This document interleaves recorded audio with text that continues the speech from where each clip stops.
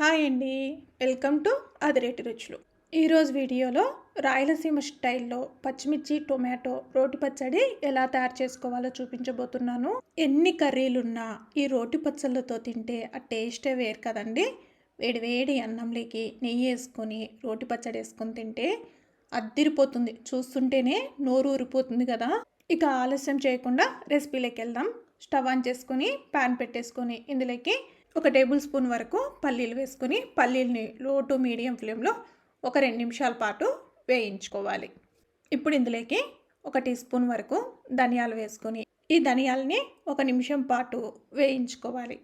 ఇలా ధనియాలు పల్లీలు కాస్త వేగిన తర్వాత ఇప్పుడు ఇందులోకి 1/2 టీ స్పూన్ వరకు జీలకర్ర కూడా వేసుకొని వేయించుకోవాలి. జీలకర్ర వేగడానికి ఎక్కువ టైం పట్టదు కాబట్టి చివరిగా వేసుకొని వేయించుకోవాలి. ఇలా వేగిన వాటిని ఒక బౌల్లోకి తీసేసుకొని పెట్టేసుకుందాం.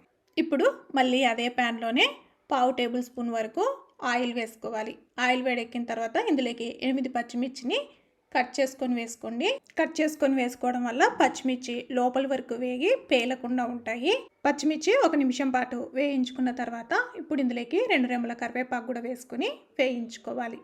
ఇప్పుడు ఇందులోకి ఒక మీడియం సైజు ఉల్లిపాయని ఇలా పెద్ద పెద్ద ముక్కలుగా కట్ చేసుకొని వేసుకోండి.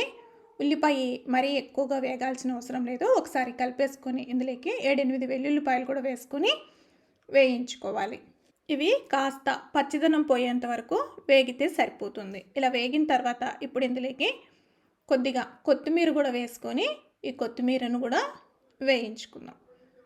ఇలా కొత్తిమీర వేయడం వల్ల పచ్చడికి మరింత టేస్ట్ వస్తుందండి. చూడండి, ఈ విధంగా కొత్తిమీర కూడా వేగిన తర్వాత ఇప్పుడు స్టవ్ ఆఫ్ చేసుకొని వీటిని ఒక బౌల్లోకి తీసేసుకుందాం. ఇప్పుడు మళ్ళీ అదే ప్యాన్లోనే 1 టేబుల్ స్పూన్ వరకు ఆయిల్ వేసుకోవాలి. ఆయిల్ వేడెక్కిన తర్వాత ఇందులోకి 4 మీడియం సైజు టమాటాలు ఇలా ముక్కలుగా కట్ చేసుకొని వేసుకోండి. అలాగే ఇందులోకి ఒక రెక్క చింతపండు వేసుకోండి. మరి ఎక్కువగా వేసుకోవద్దు.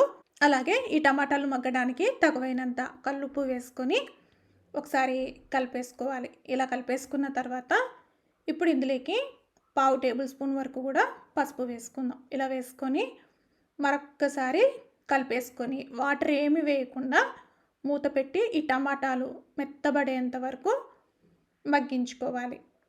మధ్య మధ్యలో కలుపుకుంటూ టమాటాలని వేయించుకోవాలండి. ఇప్పుడు మూత తీసి చూద్దాము. చూడండి, ఇలా సాఫ్ట్గా టమాటాలు మగ్గితే సరిపోతుంది. ఇప్పుడు స్టవ్ ఆఫ్ చేసుకొని ఈ టమాటాలని పూర్తిగా చల్లార్చుకుందాం. ఇప్పుడు శుభ్రంగా రోటిని కడిగి పెట్టుకొని ఇప్పుడు ముందుగా వేయించుకున్నటువంటి పల్లీలు, ధనియాలు, జీలకర్ర ఇవన్నీ వేసుకొని ఫస్ట్ వీటిని మెత్తటి పౌడర్ లాగా చేసేసుకుందాం. ఇలా మెత్తగా పౌడర్ లాగా చేసేసుకున్న తర్వాత ఇప్పుడు ముందుగా వేయించుకున్నటువంటి పచ్చిమిర్చి, ఉల్లిపాయ వేయొద్దండి. ఉల్లిపాయ సపరేట్గా తీసి పెట్టుకొని మిగతాటి వేసేసుకొని అలాగే పచ్చిమిర్చికి తగువైనంత కల్లుప్పు వేసుకుందాము. ఆల్రెడీ మనం ముందుగా టమాటాలో ఉడికించినప్పుడు వేసుకున్నాం కాబట్టి ఈ పచ్చిమిర్చికి తగువైనట్టుగా చూసుకొని వేసుకోండి. ఈ పచ్చిమిర్చిని కూడా బాగా ఇలా దంచుకోవాలి. ఈ విధంగా దంచుకుంటే సరిపోతుంది. ఒకవేళ మీ దగ్గర రోలు అవైలబుల్ లేదనుకుంటే మిక్సీలో అయినా కచ్చపచ్చగా గ్రైండ్ చేసుకోవచ్చు. ఇప్పుడు ఈ విధంగా దంచుకున్న తర్వాత ఇప్పుడు మనం ముందుగా ఉడికించుకున్నటువంటి టమాటాని ఇందులోకి వేసేసుకోవాలి. ఇలా వేసుకొని మంచిగా దంచుకోవాలి. ఇలా మెత్తగా దంచేసుకోండి. ఈ విధంగా దంచుకున్న తర్వాత ఇప్పుడు మనము ముందుగా వేయించుకున్నటువంటి ఉల్లిపాయను వేసుకోండి. ఇలా వేసుకోవడం వల్ల లాస్ట్లో ఉల్లిపాయ అనేది ఎక్కువగా మెదగదు, అక్కడక్కడ తగులుతూ ఉంటే అన్నంలో టేస్ట్ కూడా బాగుంటుంది. మీరు కావాలంటే ఈ ఉల్లిపాయ వేయించుకునే బదులు పచ్చి ఉల్లిపాయ అయినా వేసుకోవచ్చు. ఈ విధంగా దంచుకున్నటువంటి రోటి పచ్చడిని ఒక బౌల్లోకి తీసేసుకుందాం.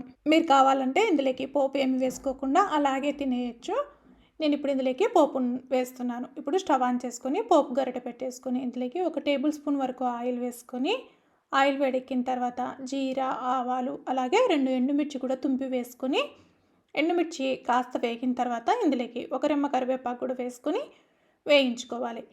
ఇప్పుడు స్టవ్ ఆఫ్ చేసుకొని మనము దంచి పెట్టుకున్నటువంటి రోటి పచ్చళ్ళకి ఈ పోపుని వేసేసుకోవడమే.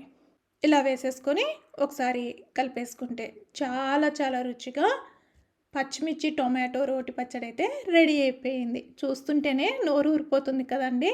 వేడి వేడి అన్నంలోకి నెయ్యి వేసుకొని ఈ రోటి పచ్చడితో తింటే అద్దిరిపోతుంది. వేరే కర్రీ ఎన్నున్నా కూడా ఈ రోటి పచ్చడికి సాటి రాదండి, అంత టేస్టీగా ఉంటుంది. మీకు కనుక ఈ వీడియో నచ్చినట్లయితే లైక్ చేయండి, షేర్ చేయండి, అలాగే కామెంట్ చేయండి. మరిన్ని రెసిపీస్ కోసం అదిరేటి రుచులు ఛానల్ని సబ్స్క్రైబ్ చేసుకోండి. Thank you everyone.